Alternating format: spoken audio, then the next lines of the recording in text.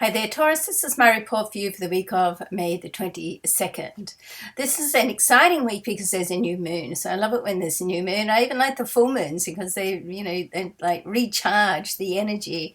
But the new moon is in your money zone. So this is great because something new can start. It means the sun and the moon are both in this area, and Mars is in this area too. So Mars is the motivator, and also it's often like the trigger that pushes things forward. But you do need to be a little careful of making any rash judgments with Mars. Okay, so think things through. Don't assume anything. All right, so you want to sort of double check your facts, make sure that everything is okay. Remember that saying, if it looks too good to be true, probably is. Okay, so but put that aside. As long as you're sort of cautious, this seems like a really good time for you. I certainly hope so. There's also a very nice connection between Mercury in your sign and Neptune, and you could sort of connect with a friend and have a very nice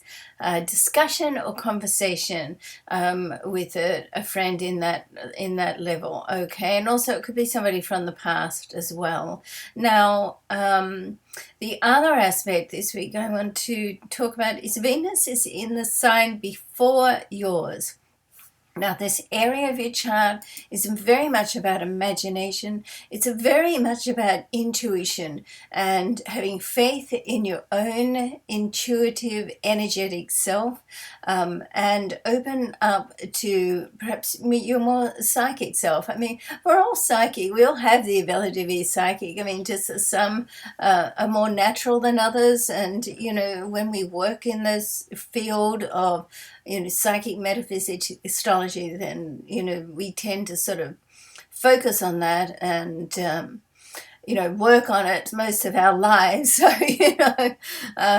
but right now with the Venus, which is your ruling planet in the sign before you, and as it's connecting with Pluto, it is in a square with Pluto, so it does indicate that you, first of all, you need to be upfront and honest about everything. Okay, and sometimes honesty can be like brutal, but you're better off laying your cards on the table. There could be some communications going with somebody from afar as well.